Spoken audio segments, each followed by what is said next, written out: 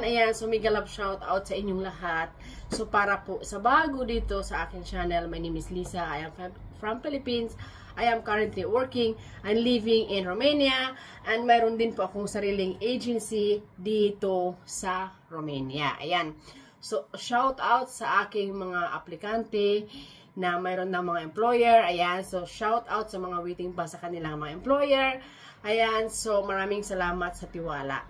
So for today's video, mayroon akong i-share sa inyo dahil mayroon tayong kababayan.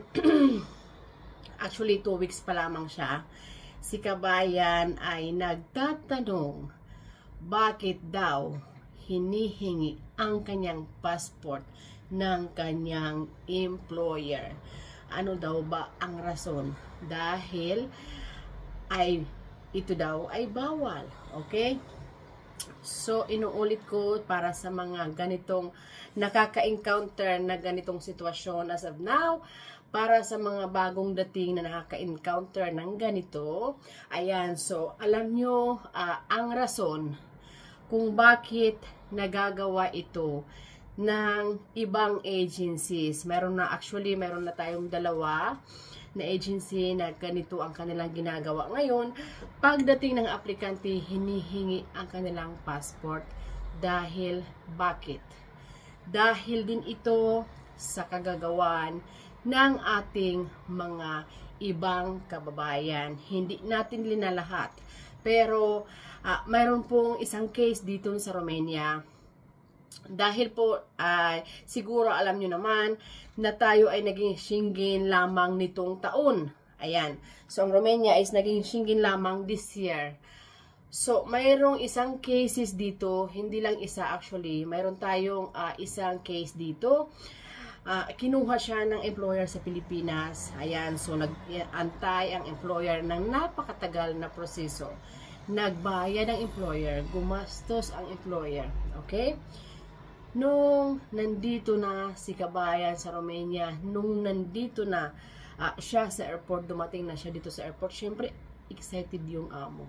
Okay? Ang amo nasa airport na para salubungin siya. After few hours, si kabayan hindi nag-exit. Bakit? Dahil si kabayan ay dumiretso pala sa Spain. So, bumaba siya dito sa Romania, sa airport ng Romania, bumili siya ng ticket, nagpabili pala siya ng ticket, dumiretso sa Spain. Okay?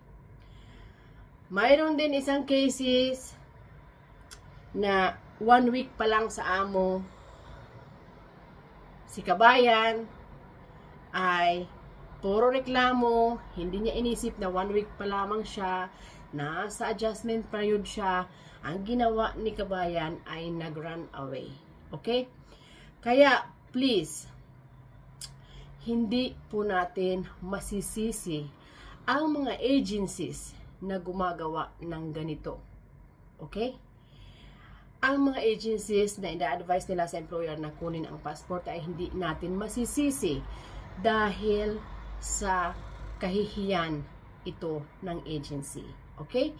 Ang apektado nito ang agencies, ang apektado nito yung mga aplikante na mararangal. I mean, na walang iniisip mag-run away, walang iniisip mag-cross country, walang iniisip tumakbo kahit saan. Okay?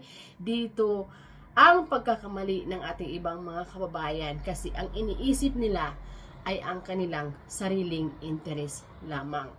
Hindi nila iniisip ang mangyayari. Katulad nito, never talaga ito, hindi talaga ito pwede na kinukuha yung passport ng mga employer. Sorry. Pero hindi natin masisisi ang agencies kung bakit ina-advise nila. Pero sa amin, so far, hindi pa namin nagawa ito. Pero inuulit ko, syempre siguro kami, pag may mangyaring ganito, simba ko lamang, gagawin din namin ito for sure. Di ba? Kasi talagang unfair ito sa agencies, unfair ito sa mga aplikante na matitino. Please lang, inuulit ko, kung ang inyong pagpunta or pag-apply dito sa Romania, mayroon kayong mga binabalak na masama, mayroon kayong binabalak na tatakbo, mayroon kayong binabalak na mag-run away, huwag nyo na lang ituloy. Okay? Sana makatulong. Bye!